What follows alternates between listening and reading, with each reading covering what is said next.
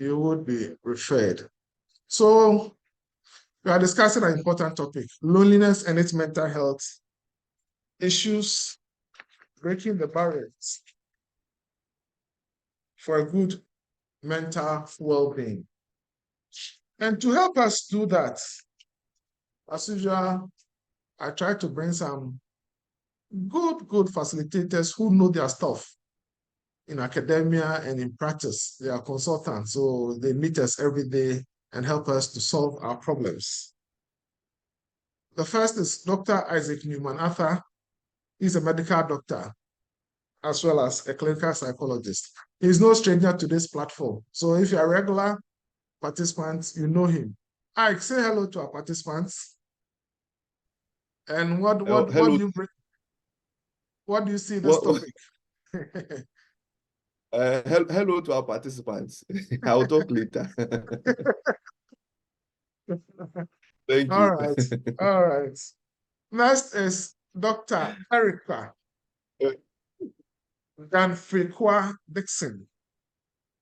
She is a physician as well as a clinical psychologist at the 37 Military Hospital. She's always gets me on my toes to be sharp. Dr. Dixon, say hello to us. What do you make of this topic today? Good afternoon to all participants. Good afternoon, Dr. Arthur. It's an interesting topic, and I hope that we'll be able to delve in to meet participants' concerns. Thank you. And you look lovely too. Sparkling. I want to look just like you. And so, Dr. Arthur, the reason why I decided not to talk first is if you have a father and a mother watching you, you have to behave.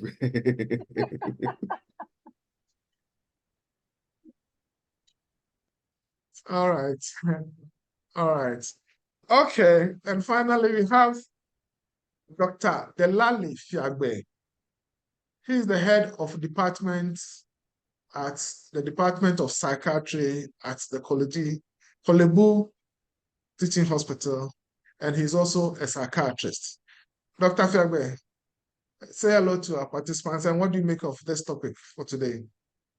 Yeah, hello to you and your lovely participants. My first question is, why talk about loneliness the first thing this year? That's what struck me when I heard the topic, but I hope we will delve into it and find the rationale behind choosing that as the first discourse for the year. Oh, well, by the time we are done discussing all the issues surrounding it, we realize the significance of it as a topic that we need to talk about. Fantastic. We need to talk about. And again, before we get to that point, always the topic comes to me when I'm bombarded left and right with the issues. I get my topic from my participants. Like, let's talk about this. Let's talk about this. Let's talk about this. So that is the reason why. Okay, so let's delve into the issues. Ladies first. And those who have not met me before, my name is Dr. Yaraman Kwahata. I'm the Director for Health Promotion at the Mental Health Authority. Somewhere along the line, I'll share a few comments. And Dominica, you joined quite early, so it's strange that you can't hear me. Please check your sound. Somewhere along the line, I'll share some comments with you, and our facilitators will comment on them. So, ladies first, Dr. Dixon, let me start with you. What is loneliness, and could everyone suffer from it? Dr. Fiagbe is asking me why I chose that topic. So, what is loneliness at all? Are we sometimes, perhaps the definition or the understanding of it, we use the word wrongly. So, maybe your perspective and what it means. What is loneliness? And could each one of us be prone to experiencing it? All right. Thank you very much, Dr. Arthur. So, loneliness, yes, I'll start from the bottom of the question, can be experienced by anyone and everyone, irrespective of age, irrespective of where you come from, as in geographic location, anybody can experience loneliness. Of course, being lonely is not the same as being alone, because you can be alone and not feel lonely at all. And in the reverse, you can be in the midst of plenty people and still feel very lonely. So when we talk about loneliness, it is that feeling that you get, that thought of not having satisfaction or contentment in your connectedness with other people. You find that your relationship or relationships are not joyful, are not what you want it to be. So it leaves a certain deficit in how you feel and how you think about the relationship that leaves you feeling alone. And when I'm talking relationship, I'm not talking only about intimate relationships. It could be even how you feel about family, friends, and so on. So whenever you feel that disconnect, that disjoint, where you don't feel connected, whether it is that you are alone or you are in the midst of plenty, but you still feel disconnected, we say that you are feeling a sense of loneliness. Let me also say that there is a slight difference between that fleeting sense of, oh, I feel a little lonely, and then you push along and do something about it, as compared to that chronic state, that long-term state of feeling always lonely or feeling alone, feeling no sense of belongingness. That begins to become a problem. Thank you very much. Thank you. Thank you. So when you are feeling less satisfied with your connectedness, how you socially interact, you could be in the midst of your social connect, but you still feel alone, and you could be alone and you still feel lonely. Ike, is there any top up?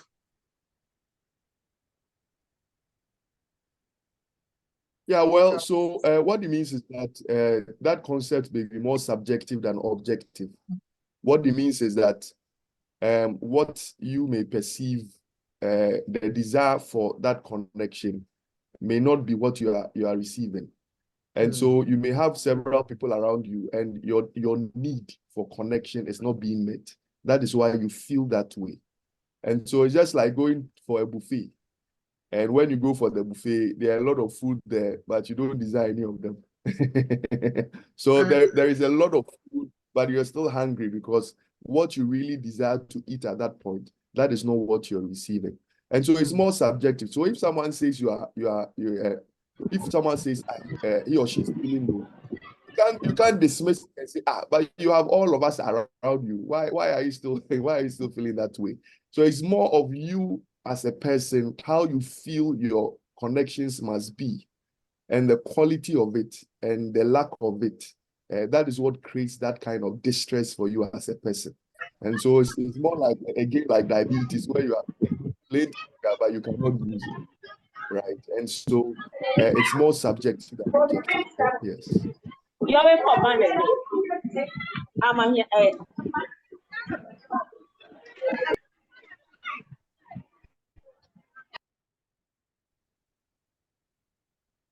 All right, thank you, Ike.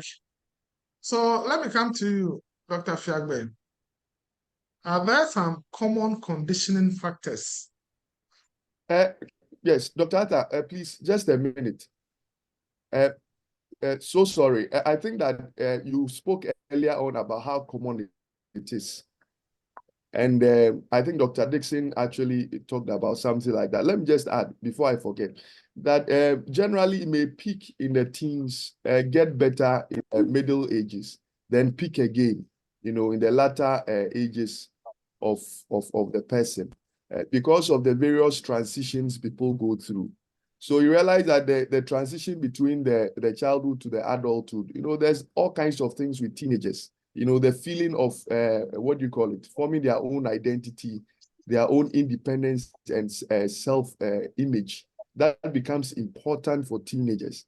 And around that time, what they needed is acceptance and what do you call it, and understanding. So it's a kind of a turbulent time for teenagers where they virtually are not understood, they are not accepted by parents, and that creates some social isolation for them, right? And so they tend to form relationships with people who understand and accept them. So issues around even suicidal behaviors and issues around loneliness may peak around that time. But as they grow older, you realize that we start understanding life better. We start understanding who we are. We start forming some meaningful relationships along the line, and we try to pursue our goals and even cover all the gaps with activities here and there. So in the mid ages, from the 20s, 30s, 40s, you realize that it may not be as much as when you also shift into another time of your life, about 65, where everything tends to go downhill. So even when it comes to the how often people may feel that, you realize that certain ages may be predisposed to more of that than other ages because of the uniqueness of their needs. Yes, thank you very much. Thank you. So, Dr. Fiagwe, is there anything you want to add to the discussion that he just made? Yeah, so I mean, technically he took the wind out of my sail, but the age is definitely a factor. I mean, we also have to look at loneliness across the spectrum. I mean, it's a continuum. There are normal dimensions of it, and then there are abnormal dimensions. So it's important for us to look at it across the spectrum. Some distortion. Yeah, so we need to consider it across the spectrum. So there's the age component that he mentioned, which is very critical. That I mean, children are growing up, they go through a lot of phases, and there are some phases where they feel accepted, and they are trying to define exactly who they like, who they don't like, and find their own personality. So it makes it a bit challenging for them whether people actually like them or not. I mean, the attachment theory explores that kind of bonding that people are able to make. So if they don't bond well at the initial stages of life, they may actually grow up feeling that nobody in the world cares, and they might actually get into a point where they are satisfied, you know, being alone, and that's actually could come in. There are also some biological factors. That's why I talked about it, looking at this from a spectrum. Okay, so there are some people who have some, I mean, to put it bluntly, brain issues that makes it difficult for them to connect. Okay, so if people have poor decision-making capabilities where they can't really decide whether they want to be out and out with people, if people have anxiety issues where it's difficult for them to actually interact properly with people, you will find them secluded in their rooms. And if, of course, if they have the frank psychotic illnesses, that would also keep them at home instead of getting them to interact. So I look at it on like a spectrum from like normality into where it moves into normality, and the various preconditionings that can lead to people getting isolated and getting lonely. So I don't know if that answers you. Yeah, it does. It does. It does. So Dr. Dixon, so what our thoughts and feelings and behaviors when we feel lonely, when we really feel lonely, what are some of the thoughts that come to us? What are some of the emotions that we express? What are some of the common behaviors? Are there some that we exhibit? All right, thank you. So people, when they get lonely, obviously, there could be a lot of thought distortion. Distortions in the sense that this person feels I'm not loved by anybody, which is a big distortion. I mean, there are many people, there could be many people around this person, and their perception is that I'm not loved. And when we feel unloved, it generates into all sorts of things, because beyond the basics of having food to eat, a roof over your head, and so on and so forth are basic needs. The next big thing is to love and be loved. So if a person feels unloved, it is worrying. Such people could worry a lot, and be anxious all the time. Their sense of self-belief and confidence can be very shaken, and they may generally feel like people have cut them off when it is indeed that they are not engaging. So these distorted thoughts of no one likes me or no one cares about me becomes like a ripple. And obviously the feelings that are associated with loneliness are extremely negative. So they may get into a lot of thinking, worrying, and may be pushed into real mental health or clinically significant mental health problems. The thing with loneliness is this: it's not a mental health illness, but it is something that can bring on mental health conditions. And similarly, mental health conditions, they exhibit also with some sense of loneliness. So these people feel they are a burden to other people and they cut themselves loose. They may feel very overwhelmed with life and things going on with them. They may just find it difficult to engage with other people because of the thought distortions, their engagement with. I'm sorry, Kuso, can you mute yourself? Kuso Whoever. Matilda, All right, Kuso Matilda, please mute yourself. thank you very much. So, yes, that sense of loneliness impacts an individual's thoughts, impacts their feelings, and definitely translates into the that the individual would exhibit behaviors that the one on the outside would perceive as maladaptive, unpalatable, being pushed aside. I'm not being embraced. And how we interact with other people would also determine how they also can engage with us. So these are some of the thoughts, these are some of the feelings and the actions or behaviors of people who feel a sense of loneliness. Thank you. Thank you. Ike, would you want to dwell more on the behaviors?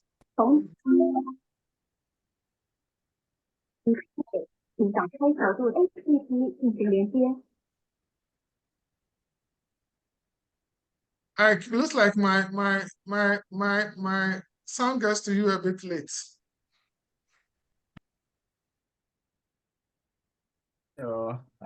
Please, are you talking to me? Yes, I was talking to you.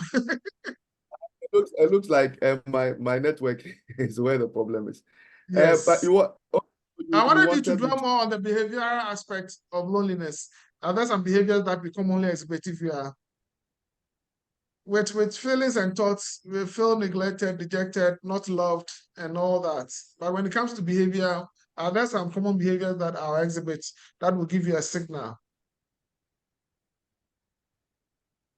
Yeah, well, so one of the things that is also very cardinal with things like that has to do with hypervigilance. Hypervigilance. What it means is that they overly evaluate things, overly think through things, and that will result in certain behavior. So, for example, you expect someone to call you, the person doesn't call you, then you misinterpret that as the fact that the person doesn't want you in their space.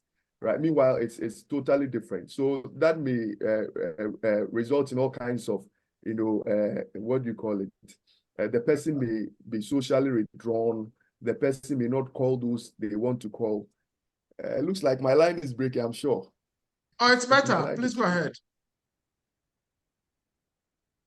Okay. So and the person obviously always misinterprets the person's action. So if they are supposed to even do something for the person, they will not, because they are always watching. Maybe you meet the person, you make a comment, the person would misinterpret that comment.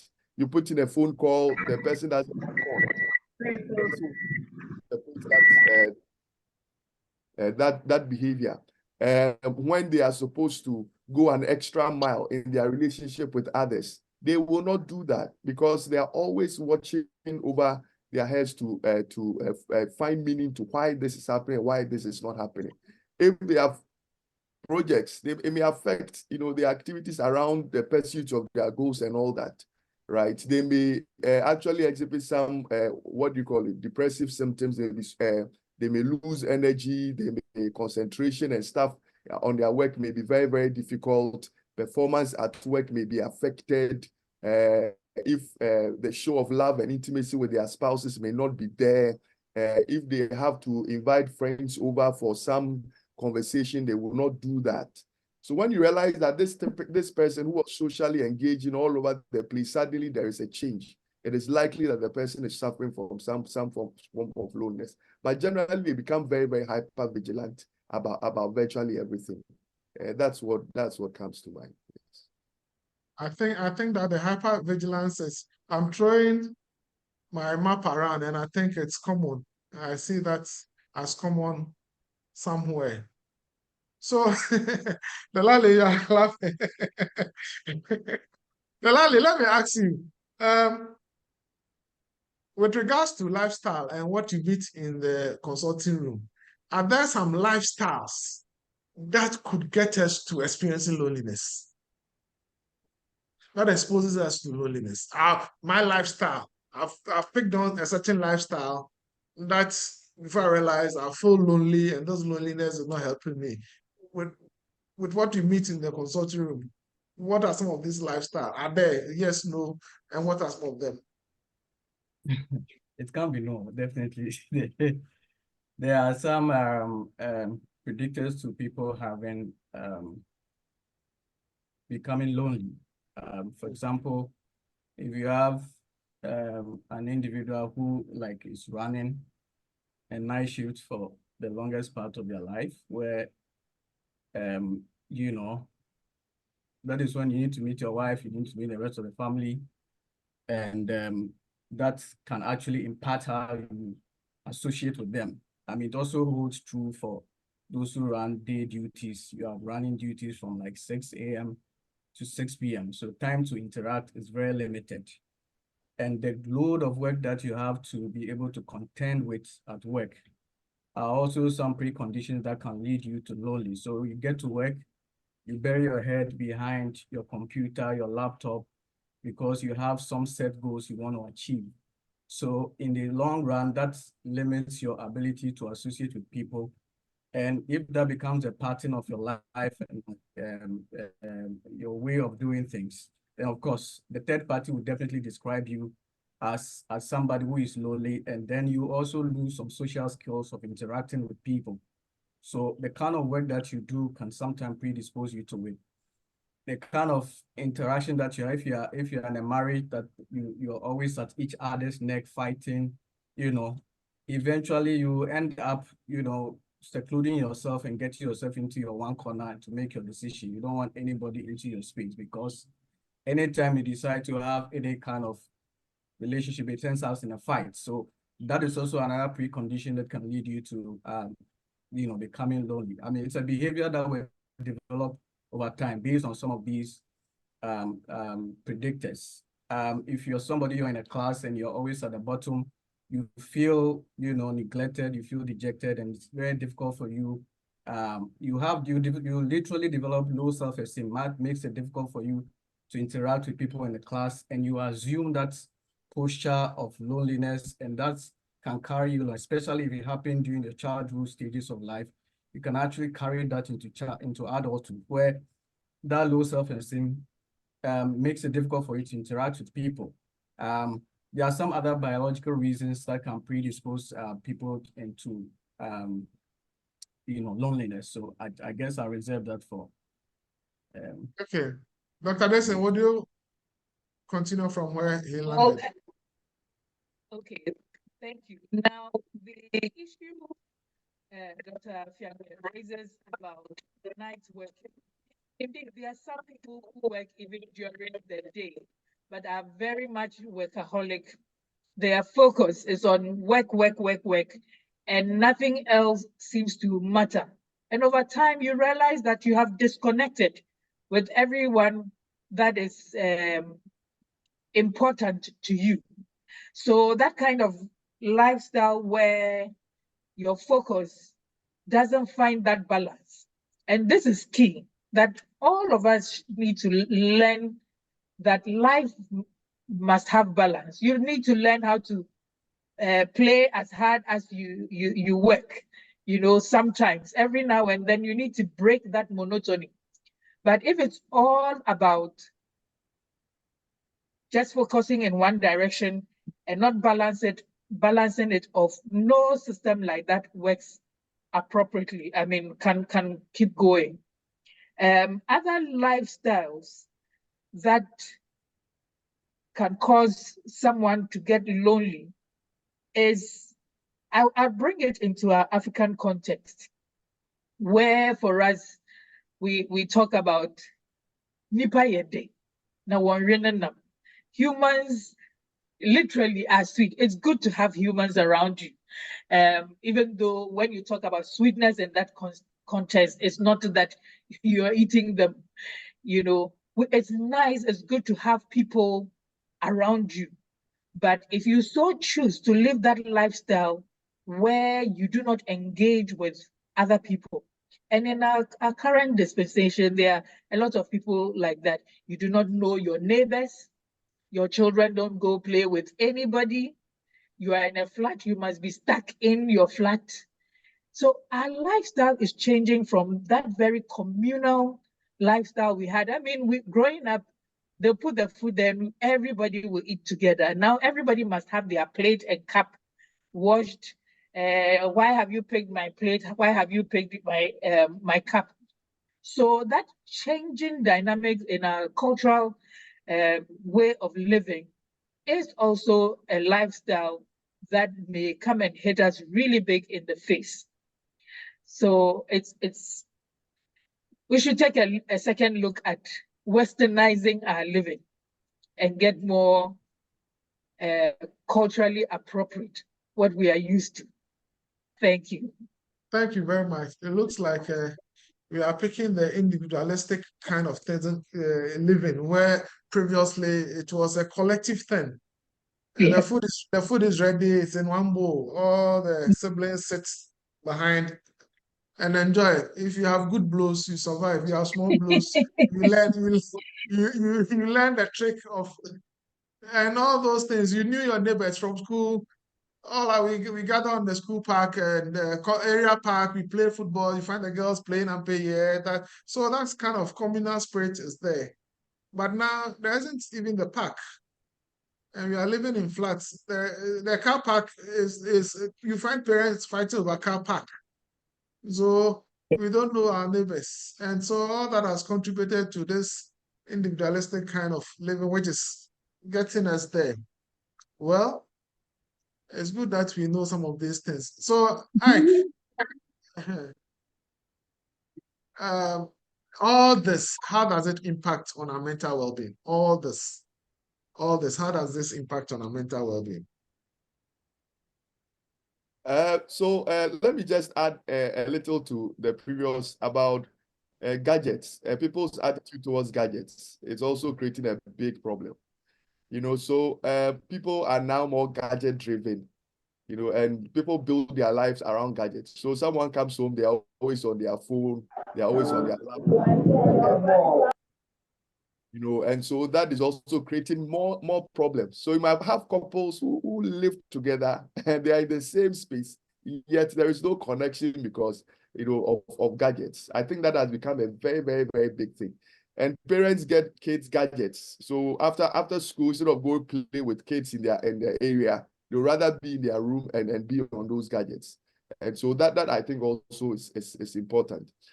Some of the impact, you know, when it comes to loneliness, I would mention a few. One, there is this distress or pain all the time. You know, this emotional pain all the time. It becomes difficult for the person to find some level of happiness. And it also depends on what the cause is, right? If for example, someone has been raised that way, the person has attachment problems, right? Or the person has some traumatic events in the past that is leading to that. or the person has current problems, maybe marital problems, educational problems, financial, whatever, that makes the pain, worse than it should be. So emotional pain will be there, and that can lead to all kinds of problems. So people can actually be depressed from things like that.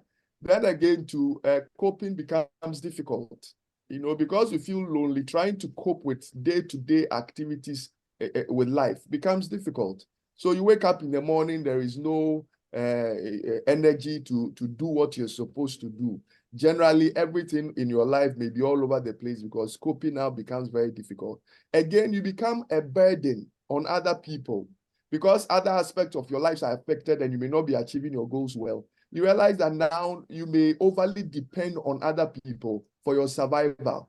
So sometimes when people are not able to deal with their personal problems, you realize that now it's shifted to others to do what they are struggling to do. And that is also will be there. Then again, to parenting problems.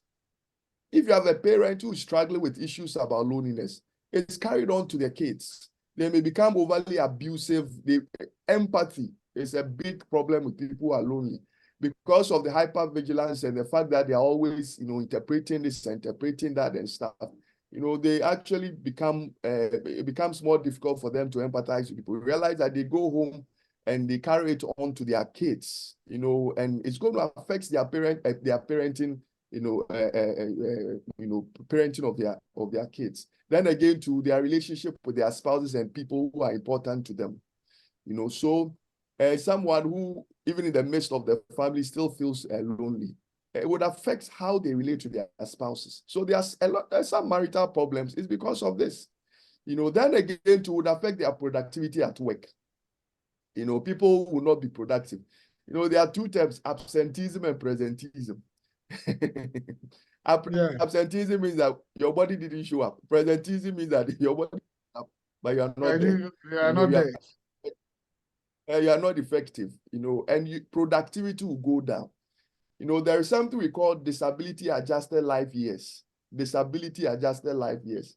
That is what measures a person's productivity whilst they are living with a certain disorder, a certain problem, right? And if you look at generally mental health issues, you realize that it significantly affects a person's, performance when they have that disease and they're living with that disease. Then again, crime-related behaviors. When people adopt maladaptive ways of coping, I'm sure we'll talk about it. Yes. Some of them may be crime-related things.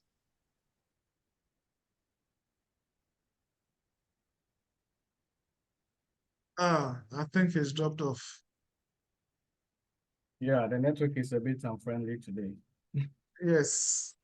I Would have you to would you like to add a few that came to mind?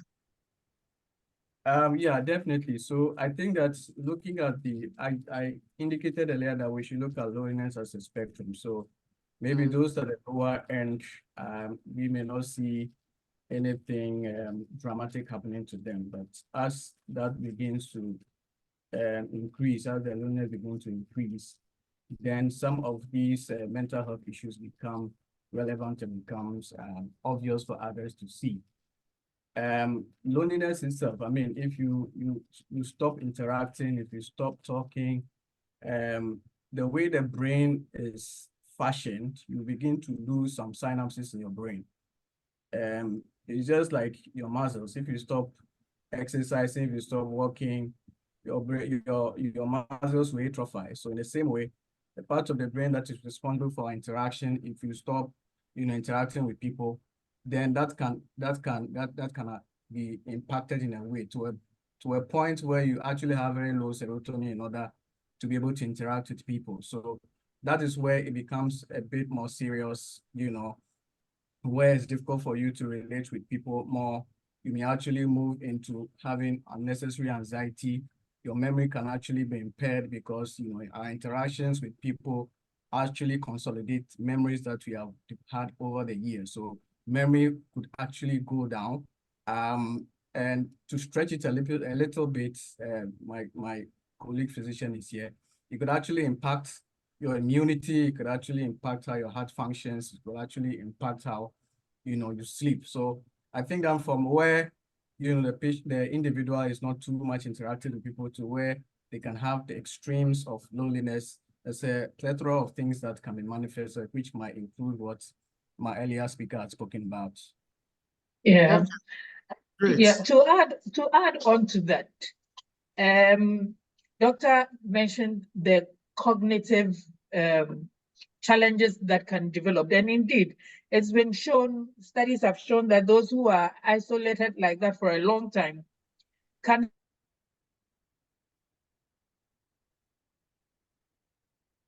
some people can get so lonely, they get We lost you for suicidal. a bit. I'm sorry. You dropped off a few seconds. All right, I am sorry. So what I was saying is this. Yes, what I was saying is this, that as a follow-up on what Dr. Fiagbe was saying, that Evans, can you please mute? Thank you. So as a follow-up on what Dr. Fiagbe was saying, that people who feel so lonely, they are isolated, studies have shown it can bring on dementia, and sometimes even much earlier than is to be expected. They may get suicidal. You know, they feel so lonely, they feel so alone, they feel life is not worth living, that sense of hopelessness that can come up. And as far as mental health is concerned, people who get lonely can develop anxiety, they can develop depression, they feel chronically stressed. And so all those symptoms that Dr. Numanatha was talking about, that they are feeling tired, not motivated, and all of that, does come up simply because they are not engaging. Because social connectedness is extremely important. If we didn't know that, COVID taught us that when you are cut off from people, all sorts of things come up. And one of the things we've noticed since post-COVID is that mental health issues have taken a rise. At least in our practice, we saw a quick rise post-COVID that people were reporting more and more often with mental health problems. But it does not affect only the mental well-being. It also affects the physical well-being, because that person that is lonely and stays put, won't step out, won't do anything, is just falling into a lifestyle that is conducive for developing all kinds of non-communicable diseases. And so heart diseases have been shown to be associated with loneliness and overall premature death. People who are lonely tend to die much earlier than their peers who are not in that same state. So it may seem like a simple word we are discussing, but it has such far-reaching implications for our mental well-being, for our physical well-being, for social engagement, and we must take it seriously. Thank you. Thank you very much. It looks like a simple thing because, like you are saying, it has become part of our lifestyle. And so we are used to it, we see it as normal. Meanwhile, the repercussions are damning. The repercussions are damning because from what you said, I mean, burden to others, affects parenting, relationship with spouses, you feel pained and all that. It is something that we need to take it seriously. So to pinpoint that seriousness, is there a point in which the issue of... Sorry for cutting in. There's one important thing I should have added about addictive behaviors. You know, a lot of people who actually have issues with loneliness may take solace in addictive behaviors. So addictions to drugs, sex-related addictions, alcohol, substance abuse, and all that. So I think that is very, very critical, because a lot of people who have some form have this kind of problem. So I wanted to add that. Thank you. Okay. Let me top up the addiction, that the addiction is not only with substances, but these days, addiction with gambling. So they are stuck in their room, but you can gamble via electronic means, and addiction to pornography, and so on and so forth. And these can be far-reaching. can be far-reaching. It keeps you company because you don't want to talk to anybody. Watching everybody's status from 1,000 people, trying to watch everyone and comment on it. So there are basic things that we are used to. We see them as normal, but it has far-reaching consequences. So then came my question that we need to let people understand, our participants understand, that the issue of loneliness should not be taken for granted. It can get us to the consulting room. So is there a story that you can share with us, all three of you, that the issue is about loneliness? Let me start from you, Ike. I don't think something really comes, but I think probably my own life. I got involved in some addictive behaviors because of loneliness many years ago, and I realized that I had very, very loving parents, very, very loving. But the old folks, they are the way of loving. In addition to the loving, as for the whipping you collect. Tough love.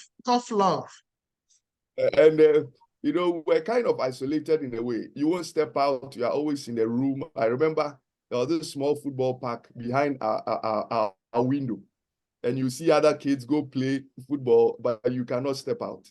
Anytime my daddy showed up, probably you've done something wrong. He was a neighborhood father, and he became a pastor. Those two combinations,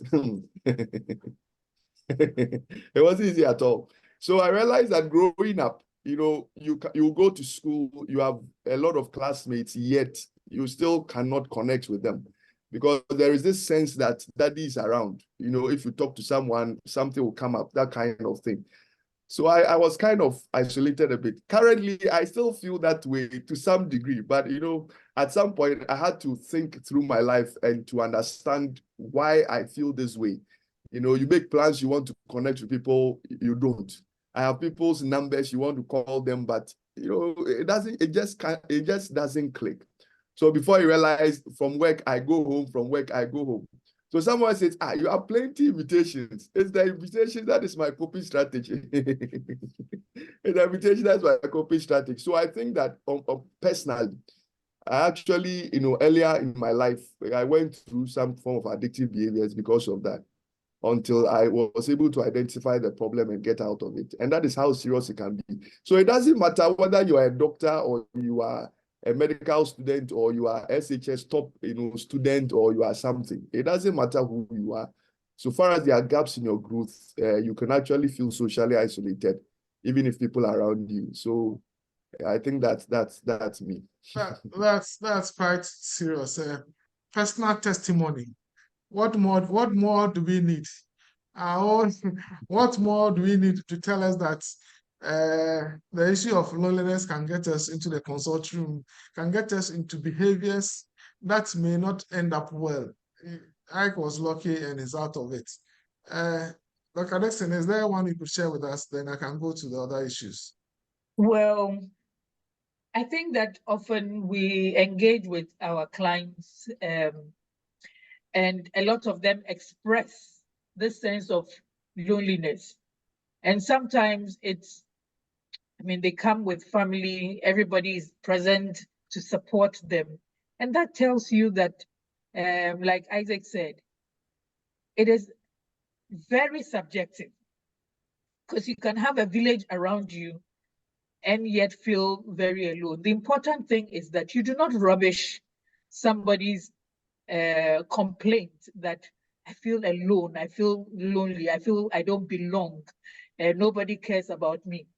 This is their subjective feeling. So you don't rubbish it. Instead, you acknowledge it and you help them explore how that sense of being by themselves came about, and through that you are able to help them. So it's a common problem, and sometimes it may show up even in primary care practices as I have pain here, I have pain there, what we call somatization. The person feels my head aches, my body aches, my this ache. Again, very subjective sense of pain that you can't put a finger on, and you may run all sort of tests A to Z and not find anything that is organic that you can hold on to. So our patients show up in consulting rooms, and the symptoms or the signs that they complain of can be extremely varied. And when we are not finding the cause through our tests, examinations, and so on, this is an area that we need to explore to understand that person's sense of belongingness or otherwise. Thank you very much. Thank you very much. I think that we've heard all the things that loneliness could do to us. And some of us are adopting strategies that are maladaptive. I want us to look at these maladaptive coping strategies. But before we do that, Nanama, can you please lower your hand? I'll call you when we open the lines for questions. So don't get tired. Put your hand down. Don't get tired raising your hand. I'll call you. She doesn't want to feel lonely. She doesn't want to feel lonely. Nanama, we are all here for you. We are all here for you. Okay, so I before the program, I picked a few comments from people I know about what their thoughts about loneliness is about. Let me share them. Let me share them. Then let's hear what you can say. Okay.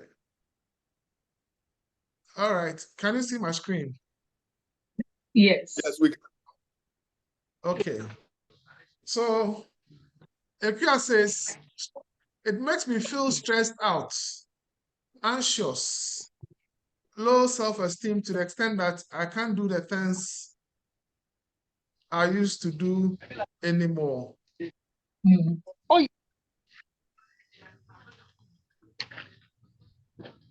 Dan also says, loneliness makes me think deep and take a sober look at my shortfalls and setbacks. It further enables me to draw plans to address my shortfalls. I don't usually feel sad or downhearted when I'm lonely, except I might be in any form of confinement. I would like you to comment briefly about this. Let me start with you. Ike, what do you think? I'll pick. Yeah, Yes. well, so I think that we've said these things. People would want to analyze why they are lonely, and unfortunately, they may look down on themselves. They are the problem, right? And again, some people tend to blame themselves and look at what they are doing well or they are not doing well, right? And they also feel very, very anxious with the next relationship or people around them because they may not able to clearly define why things are happening with them whilst people are around. So that can create some form of anxiety also for them, like Ikea has talked about. But if they don't interpret what's happening to them well, then it may even affect their own self-image and stuff like that. Okay. Yes. Abna, let's hear what Abna also says. Abna says, I may only feel lonely at certain times when I see myself to be lacking something without anyone's help, being family or friends. I can also have lots of social contacts and support and still feel lonely, especially if I don't feel cared for by the people around me. Hypervigilance, Ike, isn't it? Yes, and the subjective, what you call nature of loneliness. So based on people's own needs, if those needs are, they may have people around them, yet they may still feel lonely because those needs are not met. Okay. Okay. Mark says, makes you feel neglected, hate yourself, or become an enemy to yourself and others. Gradually, you move from stress to depression, and eventually you feel like there is no need to live. Dr. Dixon, what do you think about Mark's comments? So I think that Mark addresses what we talked about earlier, that it has far-reaching implication. The subjective feeling of neglected.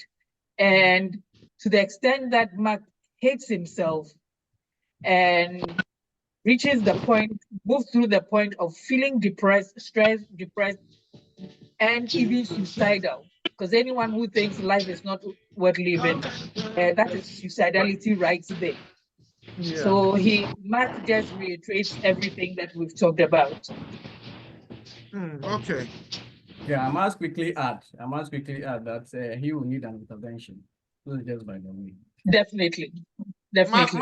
Mark will need an intervention. Definitely. Okay. I'll pass that on to him.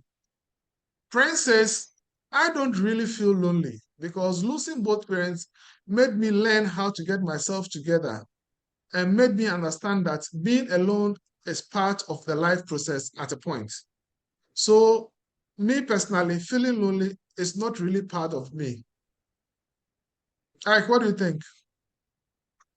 Yeah, well, probably there's nothing loneliness about this. So you may be alone, but not lonely. And I think we've made that distinction. We made that point. He may be alone and he makes use of his social connect, so he doesn't feel lonely. Yes. And then people actually learn to cope with life. So some situation happen, you develop effective ways of coping, and you should be, yes. Okay. Yes, and this clearly shows that Prince has adjusted, has adjusted to being able to be by themselves. I mean, sometimes you should be able to have a me time. That's right. Being alone doesn't necessarily mean that you should fill the void with something. But you can, there are periods in everybody's life where they want to be by themselves and do a few things by themselves. You don't want all the noise around you or the people around you to distract you. You just want to spend time with yourself. And that is perfectly okay, as long as it's not giving you that negative affect, that negative feelings that come with being by yourself. Okay. Let's say what Prince. I would say Prince is very resilient. I mean, to have lost yes, and having to muster courage to live life up to this point. He may probably want to share his resilience strategies. Yes. Another forum. Another forum. Okay, how about you see how we get the topics? We get the topics in every seminar, Delali. Pay as you go. Pay as you go, correct. Okay, Jenny. Jenny says, loneliness actually makes me feel less of myself. It makes me question why no one wants to be with me at a particular point. The desire to please everyone increases. It is frustrating, actually. You just don't know what to do to get out of that situation. The more reason I open up to everyone and laugh all through so I don't get to a point where I'll be lonely again. Dr. Dixon, what do you think about Jenny's comments?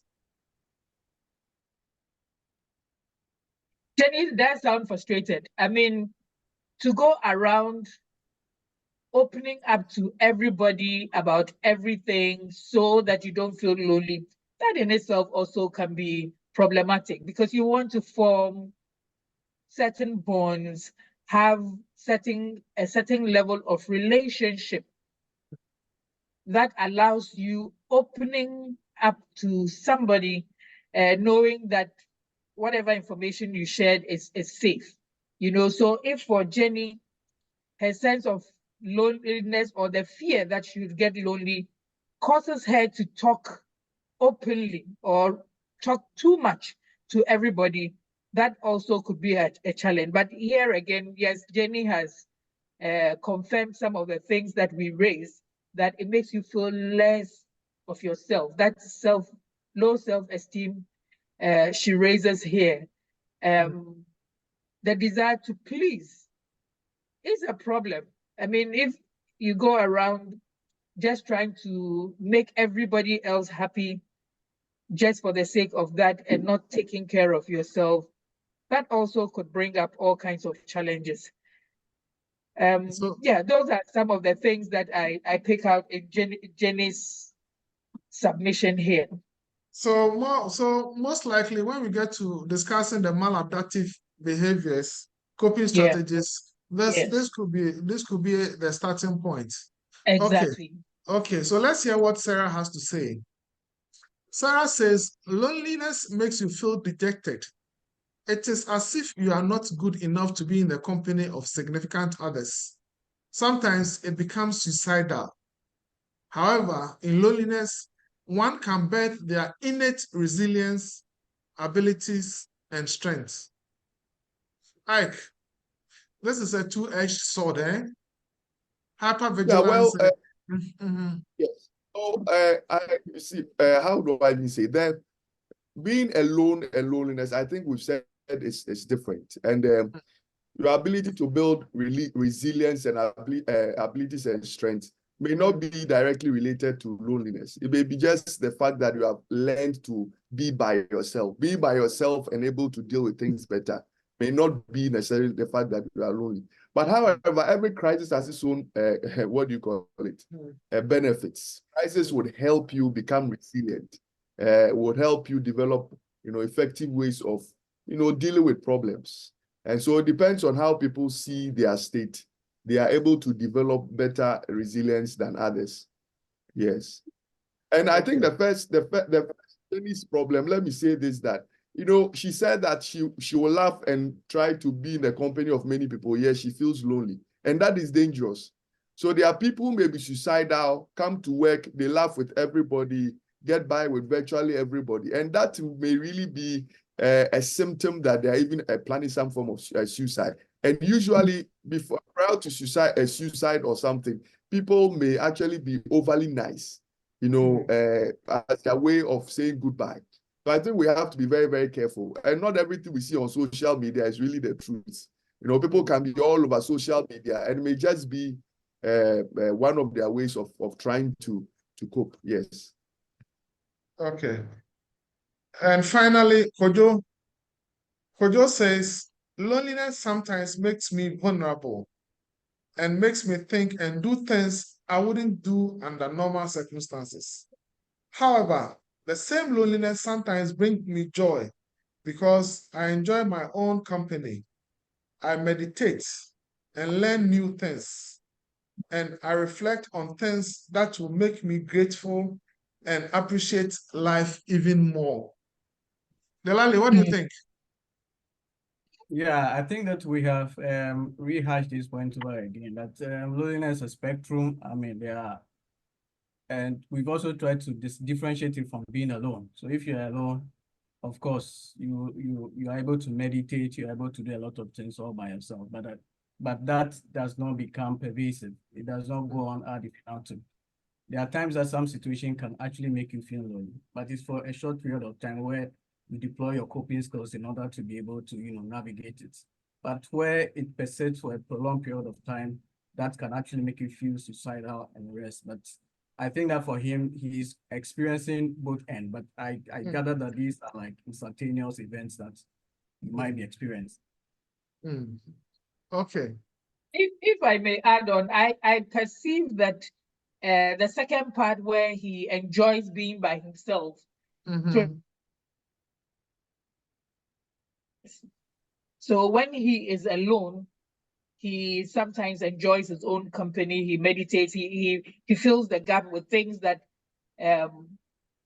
he feels good about, as opposed to that subjective feeling of I don't belong, I'm not whatever. So for me, I saw Kojo's submission as two different states.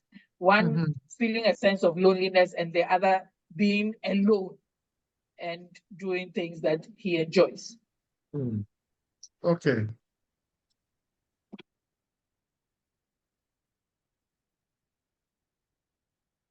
I'm trying to, I don't know how to open this thing. Okay. Stop sharing. Okay, so at this point, let's see the maladaptive coping strategies that people are used to, and we all see it as normal. I think that we said Jenny's submission was a sign of a maladaptive behavior. So Dr. Dixon, I'll start with you. All right.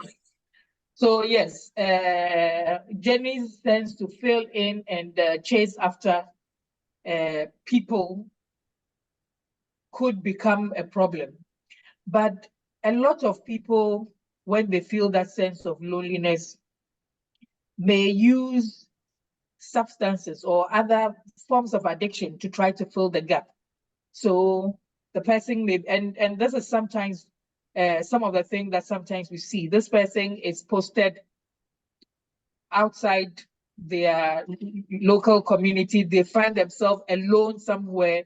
They are not used or adjusted to being by themselves.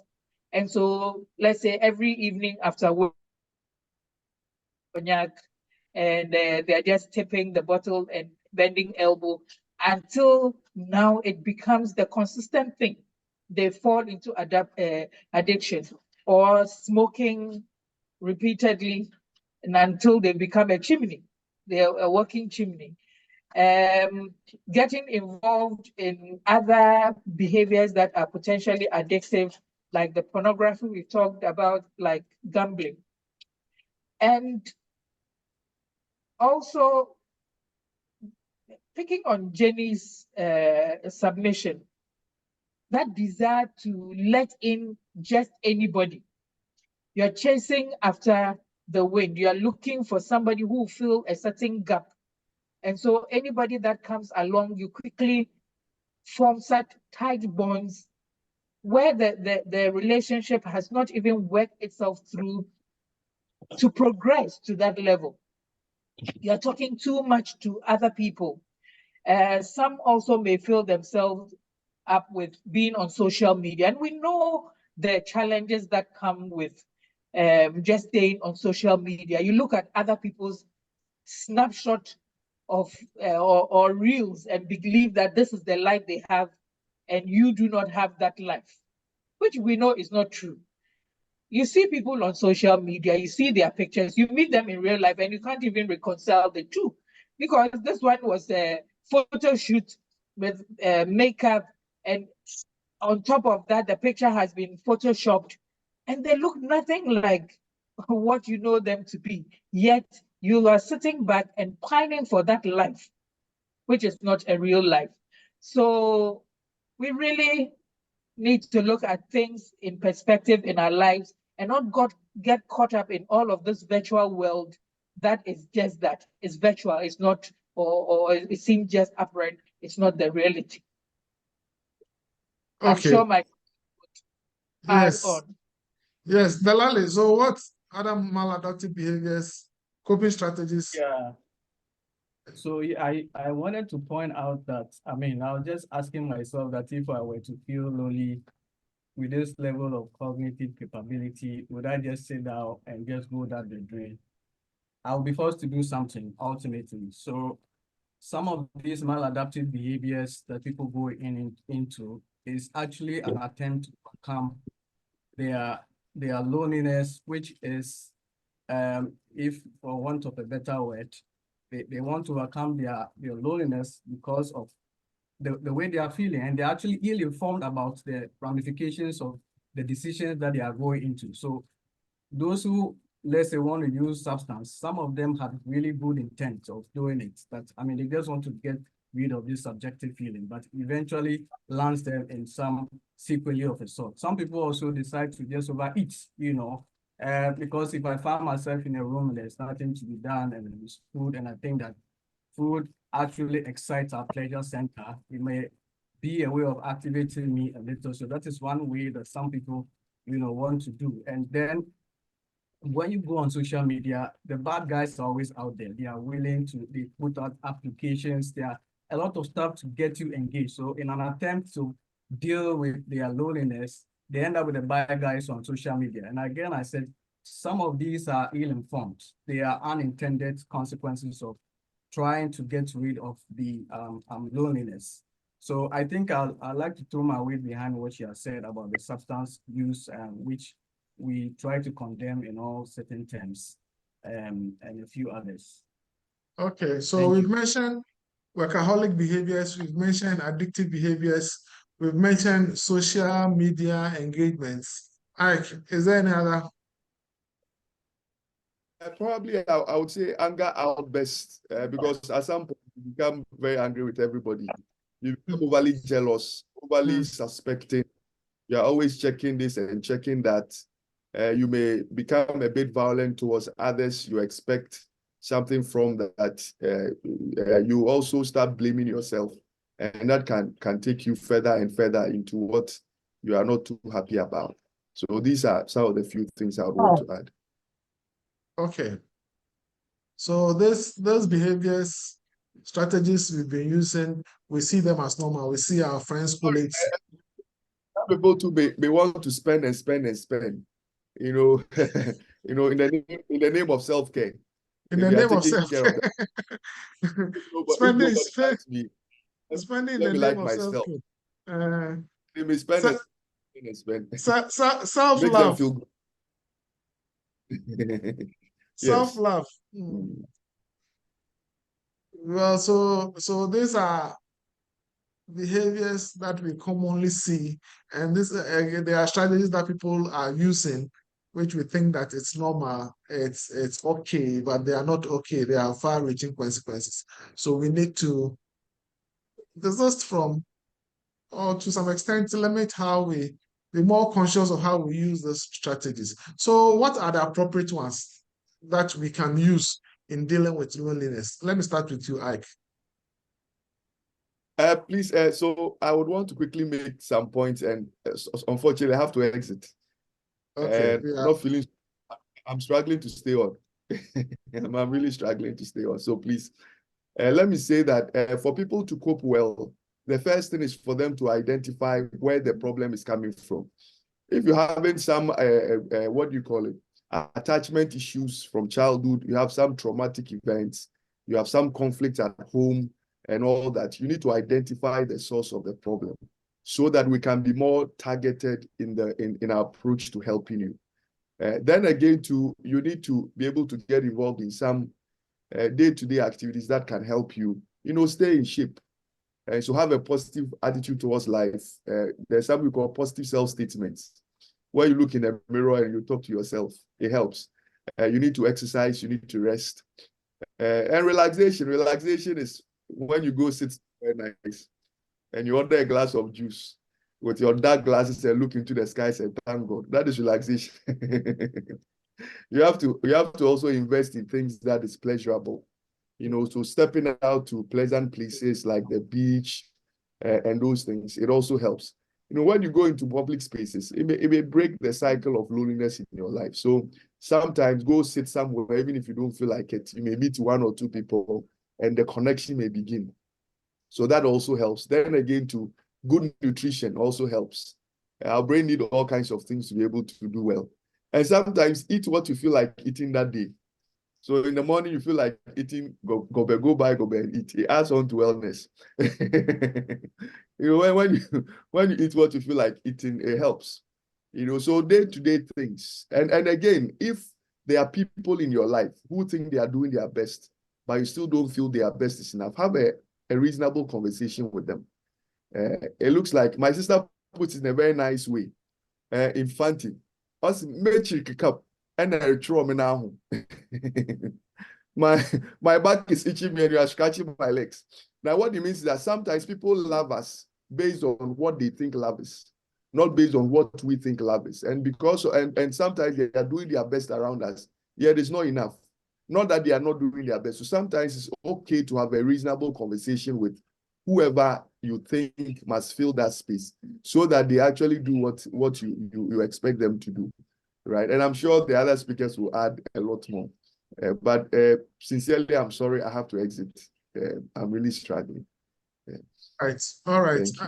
Ike, thank you so much. Thank you so much for coming. We always appreciate you. You've done your bit. Mental Health Authority thanks you. Ghana also thanks you. And our participants also thank you. Thank you. And I want to also thank you to my dad and mom also, Dr. Fiagbe and Dr. Dixon. I want to say thank you. I'm your junior brother, isn't it? No, I know you, grandfather. Thank you very much. I'm grateful. Mind your language, Ike. Mind your language. All right. Take care then. Okay, Dr. Dixon, would you like to top up? Sure. Isaac raised some good points there. And even though you feel that sense of loneliness, working towards social engagement is helpful for you to be able to find some connectedness. So again, let's bring it to our context. You belong to some church group, start attending some fellowships. There may be certain groups within the church. Align yourself to some. Look for people who have similar interests as you do. So maybe you like playing tennis. You find some people who play tennis, you go join, or you play football. So you see the neighborhood where the football is played, and you join such groups. Gradually, you would find connection with one or two people where you think that I love this person or I care about this person, but I don't feel like they are giving me my need. Like Isaac's analogy of scratching my leg when my back is where it itches. You need to have that one-on-one deeper conversation with the person that these are my needs. Because when we love people, we must love them as they want to be loved and not as how we see fit to love them. Physical exercise. Physical exercise is one of the things that has been found to be extremely useful in our mood regulation and how we feel. So just doing some physical exercise, you start gradually. A 20 minutes walk, a 30 minutes walk, you upgrade it as your strength and capability grows. Engaging in certain hobbies, things that you love to do, certain leisure things, certain hobbies that you know usually picks you up. So if you are a creative person and you know how to paint, you do some painting and so on, getting into nature. So Isaac's example of walking the beach, maybe for you it's not the beach, you're afraid of the sea because you come from a hinterland. There are other things that you could do, going hiking, and yes, in Ghana we do hike. Getting into nature, sitting, going to see a waterfall, things like this are things that can quickly pick you up. Sometimes you may have tried all sorts of things, all of these things that we are throwing out there. This is why there are therapists. And I must say that thankfully, Ghana is making progression. Most of your primary care facilities may have at least one or two mental health professionals. They may have psychologists. Go and talk to this neutral person about how you're feeling, so they help you see different perspectives and come to work through how you are feeling so that your life can bounce back. So I'll take a pause on it and allow Dr. Fiagbe, if he has some additions, to do so. Okay, Dr. Fiagbe, the ball is in your court. Yeah, I think that was a fantastic summary of what the coping strategies might be employed. But of course, if it's a circumstantial kind of loneliness that is due to a particular event, I think without any coping strategies, I'm sure some people are able to pull through. But of course, if it becomes a bit more pervasive, then we can do all the behavioral activations which has been mentioned. And I just like to add that, I mean, a disposition of being thankful, evaluating yourself and see what your capabilities are. It's very instrumental in trying to turn things around when it comes to feeling lonely, because as you mentioned, it's your whole view world of how you are in terms of your self-esteem and everything. So there's a way you can, either from the religious point or from the scientific point, biological point, see what your body is made up of, the things that, you know, people have that you don't have, things that you have that others don't have. Just a way of reconstructing who you are and see yourself in the right perspective I thought to be a fantastic way of coping when you're alone. And of course, if these behavioral activations do not help, then maybe you can latch on to any of the specialists around who can help in whatever way possible to help you navigate that state. Okay, thank you. So we've so far been discussing what loneliness is and its impact on our mental health. The consequences are not friendly. You can end up in the consulting room. That's the bottom line. Isaac shared his experience with us and he went into drug addiction. Luckily, he got himself out. But there are others who have not. He didn't say drug addiction. He said some addiction. Some addiction. Thank you very much. I was about to correct myself. Thank you very much. Some addiction. And thankfully, he is who he is today. That being said, some of us are using some strategies that are not helpful, that include engaging in addictive behaviors, the use of alcohol, drugs, and all that. These are not helpful. Engaging in social media to the highest sense, this is also not helpful. You meet all sorts of people. Not everything that we see on social media is true. We may embrace them. At the end of the day, it will not help us. We tend to open ourselves to all sorts of people trying to be nice so that they would like us. But at the end of the day, they are not who they are. So we need to be very circumspect in those times we try to engage to expand our social network and social contact. Sometimes into workaholic, ignoring everything. That also has its own challenges. Isaac mentioned spending in the name of self-care. You spend all your money and before you realize you could have used the money for something else. So we need to be mindful about that too. If you feel lonely, you decide that at the end, every month you take a chunk of your income and spend it on yourself, well, it gives a good feeling, but they tell us it's not too healthy for us. With the appropriate coping strategies, one, we need to identify the source of the problem so that the solution can be as clear as it could be. You need to get involved in daily activities. And Dr. Dixon mentioned hobbies and leisure activities. We need to find some and get into it. Physical activity, exercises, and rest are also helpful. Getting ourselves into pleasant environments. If you like nature, get onto nature. If you like the beach, get onto the beach. Get your glasses, get some storybook, read. Good nutrition.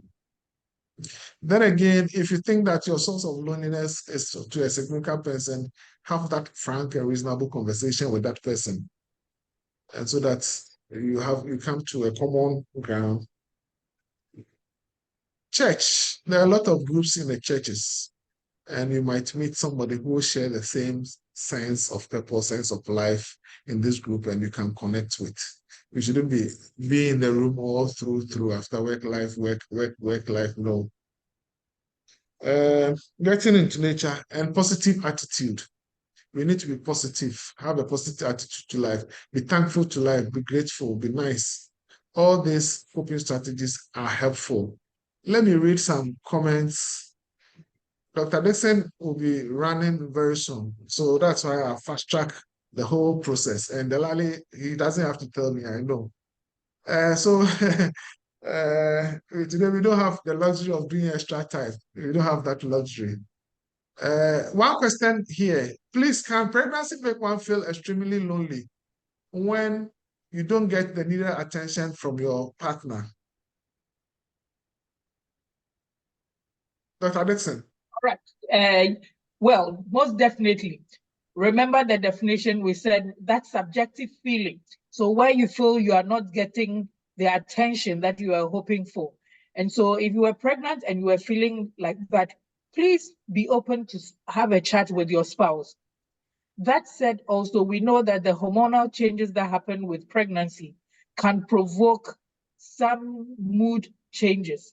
So you may have pregnancy-related depression, or what we call intrapartum depression. So talk to somebody. If you are pregnant and you are feeling like this, first of all, talk to your spouse. These are my needs. They are not being met. He's meeting them, but you still feel that sense of loneliness. Again, move further, scale it up, see a professional so you're assessed properly for a clear understanding whether this is just a passing thing or you are actually experiencing a clinically significant condition. Thank you. Thank you. Now says, Yeah, so please, not that's a quick everything. one. Yes, Dr. Fiagbe, Yeah, I wanted to say that you could actually have some background loneliness, which you may probably not be aware of, but pregnancy can actually amplify it. accentuate, yeah. Yes, there's a catalyst in every direction you look at it. Mm. Okay. So, Victoria, so there could be a pre-existing loneliness condition, and the pregnancy had come to amplify it. So, roots of the problem, let's get to the source of the problem and have that frank conversation, reasonable conversation with your partner. Okay. Now says, please, not everything is spiritual attack. Not saying one shouldn't pray about it, but placing the blame on spiritual attack can be harmful because it prevents one from taking responsibility for themselves. Hey.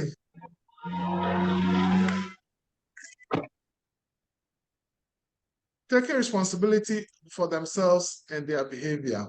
Okay, that's a comment.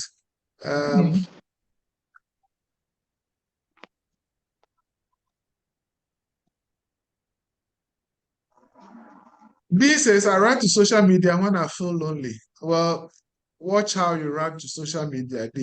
You've heard it from our facilitators. How you run there and what you do there and for how long you do that, the consequences of all that, you need to be careful with that. Maybe just to chip in that you shouldn't run, you can walk there. Okay. If you have to run there, that's an obsession. Okay. Lucky you, D. You have been advised, do not run, walk gently. Gently walk. Okay. So, Martin, please, would the slides or recording be available? Martin, I'm very sure you are a first timer. You've missed all the 25 that we've done. This is the 26th one, and it will be on YouTube. All the 25 are there.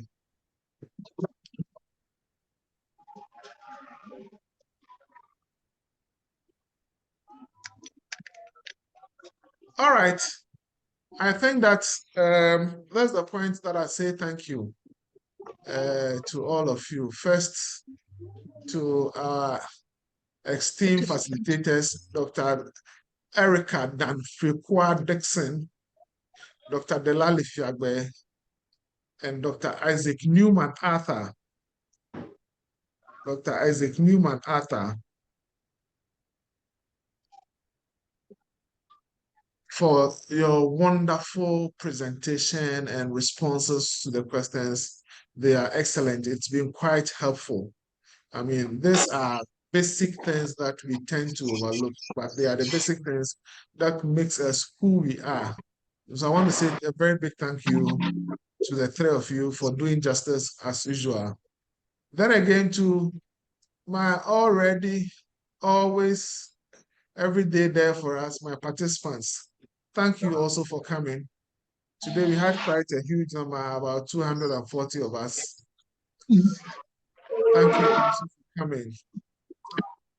On that note, I'll say have a very good weekend. Have a fruitful one. And God willing, next month, same time, we'll have another interesting and educative topic to discuss. Thank you very much all for coming. The program has ended. Thank you. Thank you too. Thank you. Thank you. Thank you. Thank you.